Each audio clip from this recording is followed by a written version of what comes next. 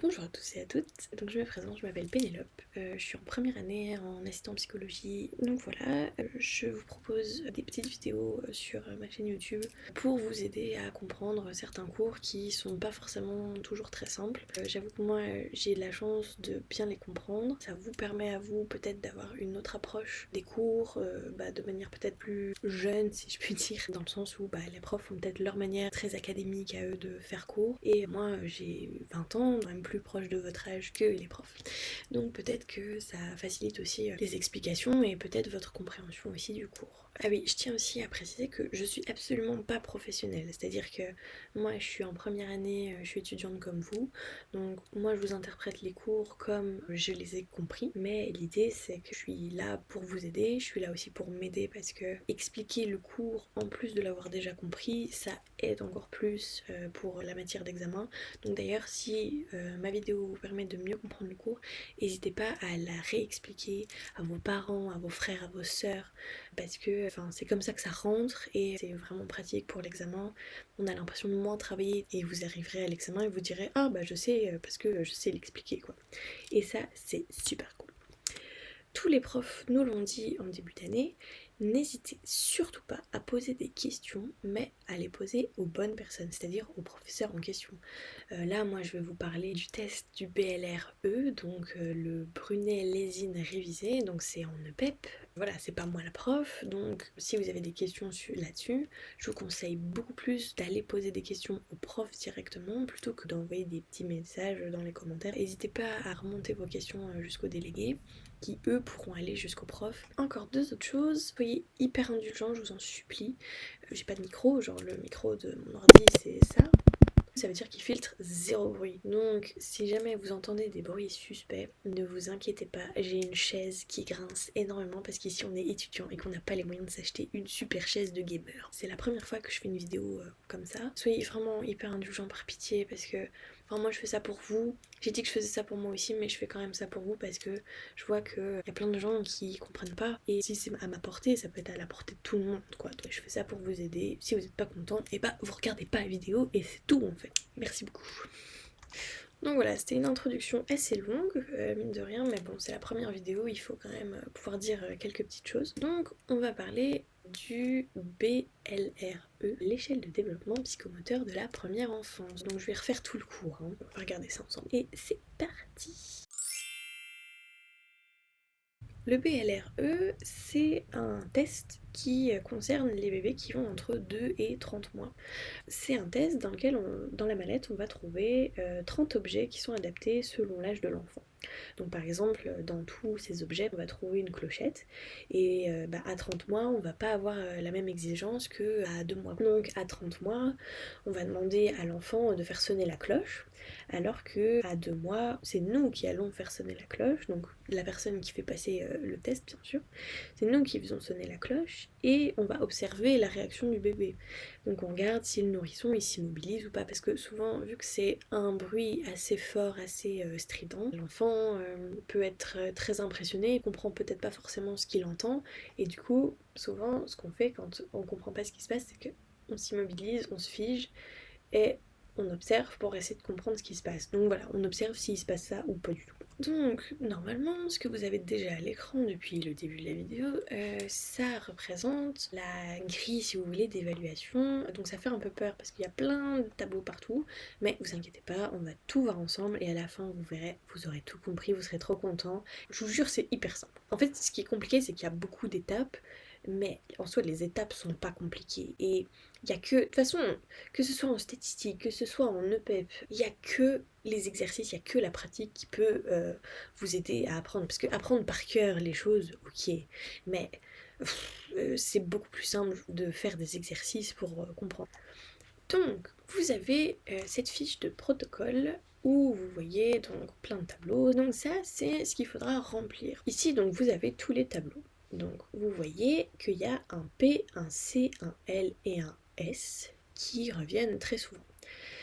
Ça, c'est hyper important, il faut savoir de quoi ça parle. Donc le P, c'est le P de posture. Le C, on va parler de la coordination. Le L, c'est le L de langage. Et le S, c'est le S de sociabilité. Donc, posture, coordination, langage et sociabilité. Très très important, il faut les retenir. Ensuite, si on descend dans la page suivante, parce que là je l'ai pas dit mais on est dans c'est le syllabus du cours, on était à la page 15, sur la 7e page, donc la page suivante, on trouve différents mois et on voit des items, donc on voit des P, des C, des L et des S. Tiens, ça vous fait penser à rien? Donc le P, c'est le P de la posture, le C de coordination, le L de langage et le S de sociabilité. Dans la case réussite ou échec, on va mettre soit des plus, soit des moins. Pour la posture, la première ligne, mon enfant doit savoir être couché sur le ventre, se soulève la tête et les épaules. Si c'est oui, on met un plus, si c'est non, on met un moins. C'est aussi simple que ça. Et on va faire pareil pour tout le truc. Donc, il y a 4 choses fondamentales à savoir avec tout ça. Imaginons, je suis en train d'évaluer un enfant qui a 4 mois. Si mon observation porte sur un enfant de 4 mois, je vais évaluer cet enfant dans la case des 4 mois. Ensuite, si l'enfant n'a que des moins dans la colonne réussite ou échec, donc s'il a 4 mois et qu'il a que des moins, on va l'évaluer sur la case précédente, donc dans la case des 3 mois. Parce que s'il a que des moins, ça veut dire que logiquement, il sera incapable de faire ce qu'un bébé de 5 mois devrait savoir faire. S'il a que des moins, ça sert à rien d'aller plus loin. Donc ici, si à 4 mois il a que des moins, on va aller l'évaluer dans les 3 mois. Ensuite, il faut obtenir une case d'âge dans laquelle il n'y a que des plus comme résultat pour pouvoir valider le test. Sinon, la tranche d'âge ne sera pas valide. Donc, si à 4 mois il a que des plus, ça veut dire que 4 mois c'est validé. Si par contre il a que des plus sauf un point où il a un moins, bah la case est considérée comme pas valide. Ensuite, si l'enfant a un sans faute dans la case associée à son âge, donc s'il a dans les 4 mois, il a que des plus, on va l'évaluer sur les cases d'après. Parce que on considère que si à 4 mois il a que des plus, ça veut dire qu'à 3 mois, il a déjà que des plus. À 2 mois, c'est pareil. Ça fait sens. À 4 mois, si je suis couchée sur le ventre, que je garde les jambes en extension, ça veut dire que je peux être en position assise, que je peux maintenir la tête bien droite sans osciller. Si à 4 mois, je n'ai que des plus, je vais m'intéresser à la case supérieure. Je vais aller voir dans la case des 5 mois. Je vais faire ce procédé, donc d'aller dans les mois suivants, jusqu'à ce que je n'ai plus aucun plus dans ma table des scores. Jusqu'à ce que j'ai que des moins. Donc si par exemple à 4 mois j'ai que des plus, et qu'à 5 mois, bon bah j'ai 3 plus et j'ai beaucoup de moins, et que bah à 6 mois j'ai que des moins, et bah je m'arrête à 6 mois.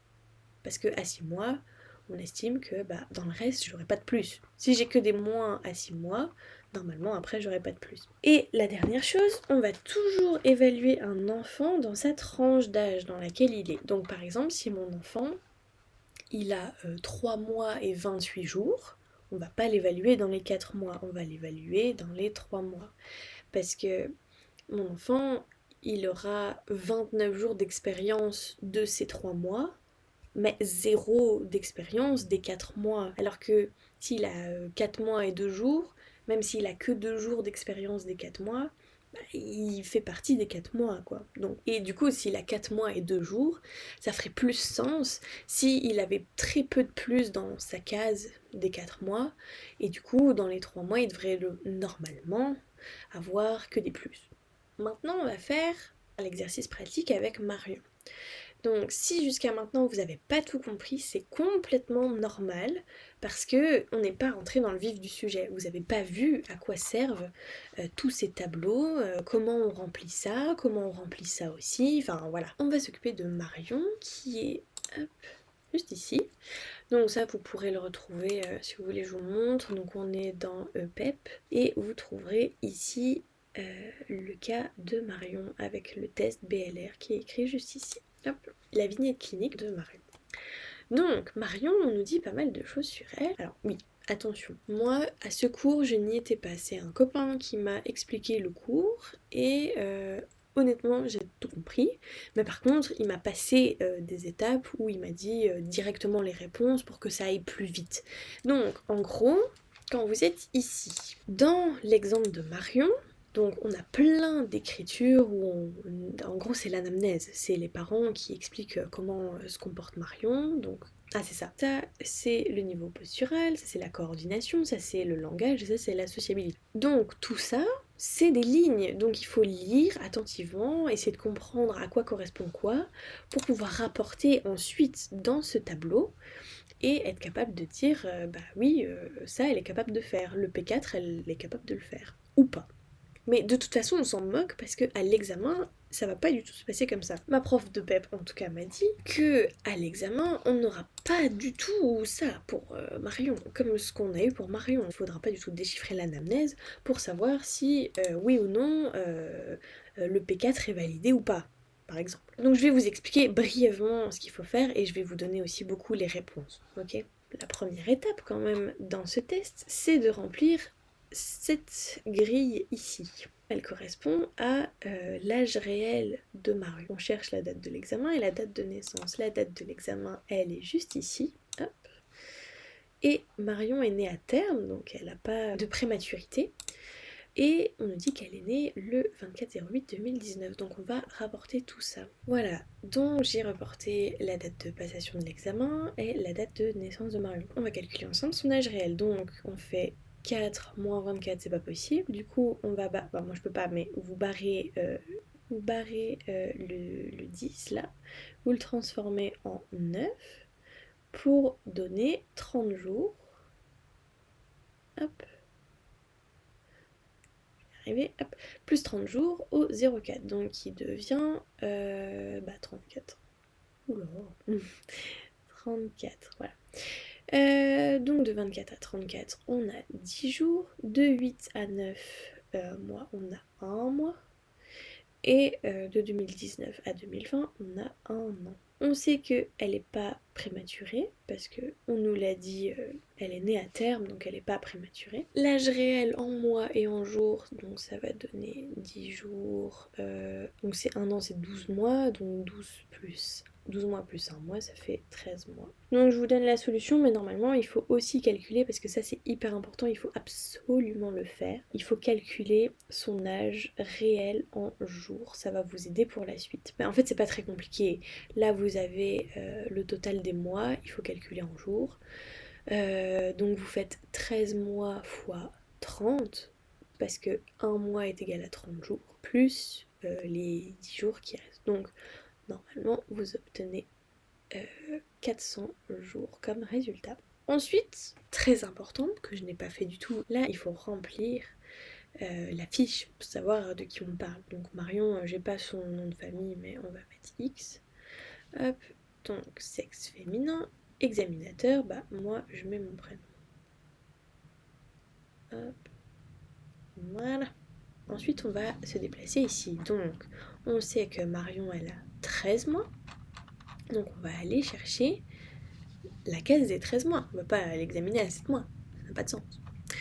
Donc ici on a 12 mois et hop on passe directement à 14 mois. Donc vous vous souvenez des 4 règles. Il y en a une qui dit que même si elle se rapproche plus des 14 mois que des 12 mois, bah on la met quand même dans les 12 mois.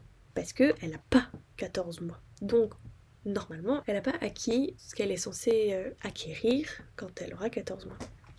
Donc on se place dans les 12 mois. Maintenant, on va mettre des petites couleurs parce que c'est trop girly. Hop, pour les P, pour les C, les L et le S. Et là, on va écrire les plus, les moins. Je vous passe tout parce que j'ai une flemme immense de vous expliquer, mais en gros, vous retrouverez les résultats là.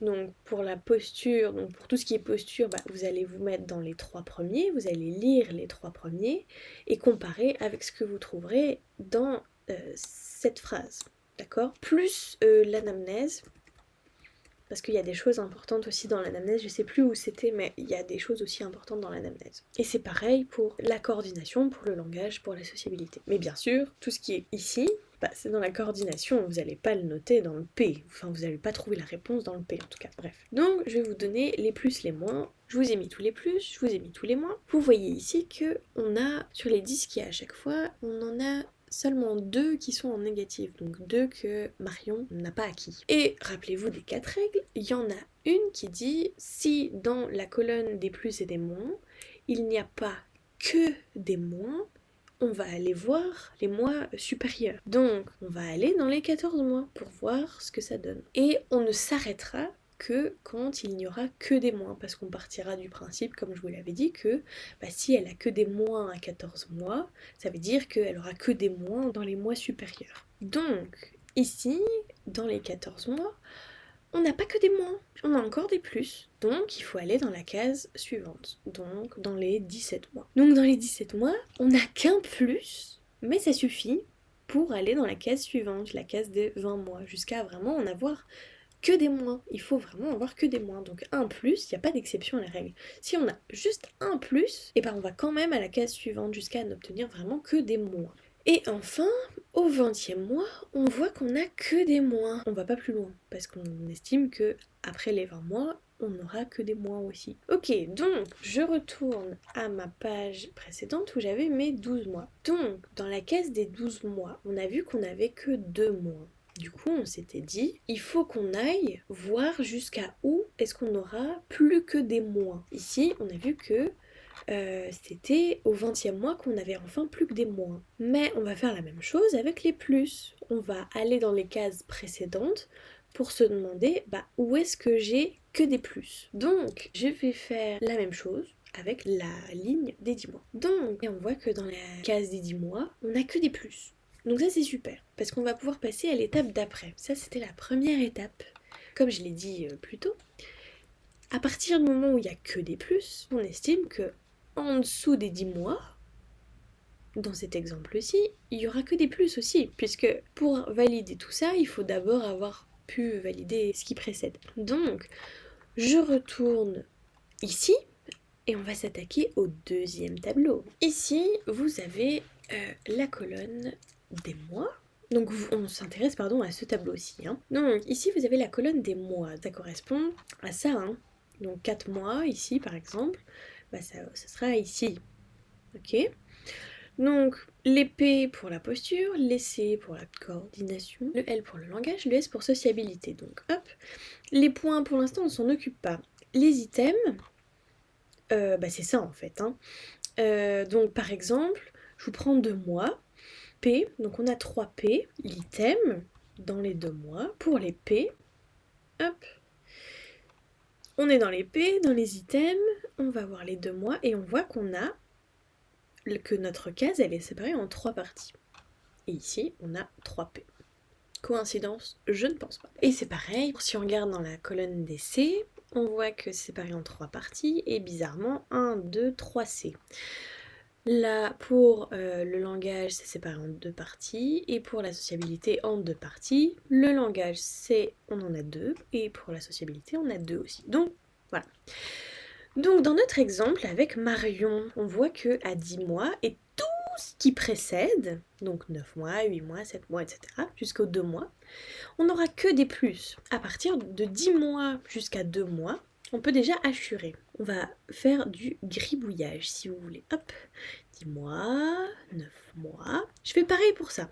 Donc je fais ça pour la posture, pour la coordination, pour le langage et pour la sociabilité. Puisqu'on a des plus partout, donc qui concernent autant les uns que les autres. Maintenant, on est au 12e mois. Donc on va aller chercher le 12e mois. Et on va regarder où est-ce qu'il y a des plus, où est-ce qu'il y a des moins. Pour le P, donc on a 3 P avec 2 plus et 1 moins. Donc effectivement on a 3 P. Et là on va dessiner les plus et les moins. On a dit que les plus, c'était ce qu'on assurait en rouge. Du coup les moins, on va juste pas les assurer pour bien voir dans le tableau, que ce soit bien visible, de ce qui est assuré, de ce qui n'est pas assuré. Donc on a dit qu'il y avait 2 plus et 1 moins. Donc je vais assurer là. Et il y a un moins ici. Ok. Je vais faire tous les P déjà. Donc, ensuite, pour le 14e mois, on n'a que 2 P. Donc on a un moins et un plus. Et si on regarde pour les autres, on n'a que des moins après. Donc, 14e mois, un moins et un plus. Je retourne dans le 14e mois Et il y a donc un moins que je vais laisser ici et un plus ici. Voilà. C'est égal, hein, si vous hachurez cette zone-là et pas celle-là, on s'en fiche, hein, c'est pareil. Et c'est là qu'il faut faire attention, c'est que, hop, je change de couleur, je vais mettre du orange, hop, voilà. C'est que, bah, là, il y a des trous, en fait. Et nous, on veut pas qu'il y ait des trous. Donc il y a une règle qui dit que, bah, il faut tout descendre pour avoir une colonne qui soit complètement remplie. On veut pas une colonne avec genre des petits trous et puis que ce soit à nouveau hachuré. Du coup, cet truc-là, là, je vais le mettre ici. Cette fois-ci, on va s'intéresser au point. J'arrive donc au 36e point, parce que cette hachure-là, on est d'accord qu'elle est partie à cet endroit-là, à la place, là où il y a la orange. Donc, j'arrive à 12 tout pile, au 12e mois tout pile, et je regarde dans la colonne des points et je vois qu'il y a écrit 36. Pour la posture, Marion obtient 36 points. Et ça nous intéresse parce qu'on va le noter dans le 3e tableau. Et je fais pareil pour C, pour L, pour S. J'ai surligné en rouge les résultats, donc maintenant je vais aller noter les points dans mon tableau, dans cette ligne-là, nombre de points. Le global, ça va être l'addition de chacun d'eux, ce qui nous donne un total de 130. Ensuite, c'est là que ça se complique entre guillemets, parce qu'il faut switcher entre les syllabus, si je dis pas de bêtises. Donc, ici, l'AD en mois, on peut pas le calculer tel quel. Pareil pour l'AD en jour. On va avoir besoin d'un tableau qu'on va retrouver dans le syllabus d'exercice. Ouais, je dis des grosses bêtises, pardon, il est pas du tout dans le syllabus d'exercice. Il est là. Donc ça, c'est le tableau 4.2 et ça, le tableau 4.3. Donc c'est deux tableaux très très importants dont on va avoir besoin. Donc n'hésitez pas, si jamais vous n'avez pas bien noté votre syllabus, n'hésitez pas à le noter en gros à côté. Je vais vous faire un petit, comment dirais-je, je sais pas comment le dire, mais en gros, vous allez ici, et là, vous encadrez toute cette partie, sauf le global. Donc vous entourez AD en mois, AD en jour pour PCLS sans le global, d'une certaine couleur, et vous écrivez voir tableau 4.2, c'est page... Moi c'est écrit 32 là, mais bon, là c'est 33.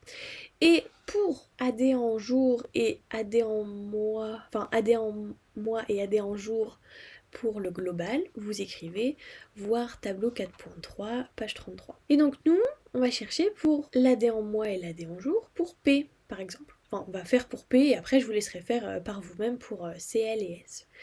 Donc pour P, donc il faut se référer au nombre de points. Donc on regarde le nombre de points, on a 36 points pour P. Donc on va dans le 4.2. 36, hein, voilà. Et là, on cherche les points pour P. Donc 36, on est sur cette ligne-là. Hop. Voilà. Donc l'AD en mois et jour, c'est 12, et l'AD en jour, c'est 360. Je vais donc, retenez bien, 12 et 360, enfin c'est surtout moi qui dois le retenir. Donc, je vais écrire 12 ici, et 360 ici. Pour l'AD en mois et l'AD en jour, vous devriez avoir trouvé tout ça. Et maintenant, on va faire le global. Donc le global, c'est la même chose que pour PCLS, voilà, tel quel. Sauf que nous, on va regarder dans le deuxième tableau, donc le 4.3. Donc en global, on a 130. Nous, on est intéressé par le 403. Je cherche dans les points. Hop, 130, ça équivaut à 13 et 390. Donc, on est à l'étape du QD. Donc, au global, vous avez trouvé 13 et 390 si tout va bien. Donc, QD, ça veut dire quoi? Déjà, QD, c'est le quotient de développement. Qui dit quotient dit il y a un calcul à faire. Je vais vous l'écrire là. Alors, le QD, c'est égal à l'âge de développement en jours divisé par l'âge réel en jours fois 100. L'ADJ, donc l'âge de développement, c'est ça. Et l'ARJ, donc l'âge réel en jours, c'est 400 jours. Ok? Donc, dans mon exemple, ce sera donc toujours 400 jours pour Marion en tout cas. Parce que Marion a 400 jours. Pour le P, si je dois donner l'exemple du calcul en tout cas, QD pour P, c'est égal à 360 divisé par 400 fois 100. Et on obtient normalement 90 piles. Donc ici, sans grande surprise, je vais écrire 90. Ensuite, je fais la même chose pour tous les autres calculs. Juste un truc à savoir, c'est que si par exemple ici vous aviez eu 90,5, si vous aviez eu entre 90,1 et 90,5, il faut arrondir. Donc vous arrondissez à 90. Et de 0,6 à 0,9 du coup, vous arrondissez à 91. Donc pour les autres, normalement vous aurez 102, 90, 105. Et pour la colonne globale, vous faites la même chose. Donc vous aurez normalement 97. Et après vous vous référez à ce tableau-là, c'est tout simple. Vous mettez des points. On va faire une courbe. Donc vous mettez des points. Donc le 90, il est ici. Le 102, le deuxième 90, bah il est là. Le 105, il est à peu près là. Et le 97, il est vers là. Voilà. On lit tout ça. Hop, hop, hop. Voilà. Et on va arriver au dernier point. Donc pour le quotient de développement, le résultat global, donc 97, il est interprétable que si la différence entre le plus gros quotient de développement et le plus petit quotient de développement est inférieur ou égal à 12. Par exemple, ici, dans ce cas-là, mon plus gros quotient de développement, c'est 105, et mon plus petit, c'est 90. 97, on ne prend pas en compte, parce que ça, c'est global. Donc on va faire 105 moins 90, j'obtiens 15. 15, c'est un résultat qui est supérieur à 12. Donc si le résultat est supérieur à 12, c'est un résultat qui est dit hétérogène. Donc il n'est pas représentatif.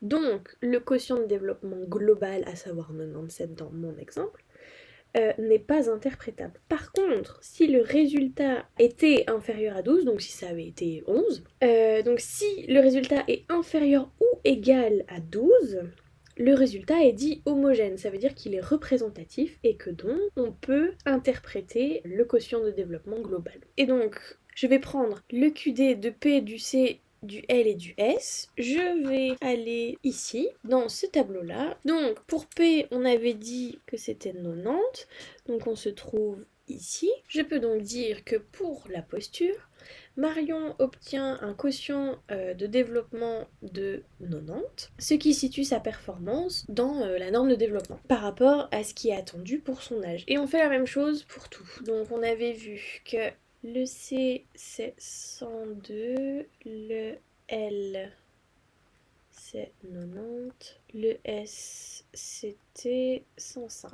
Hop.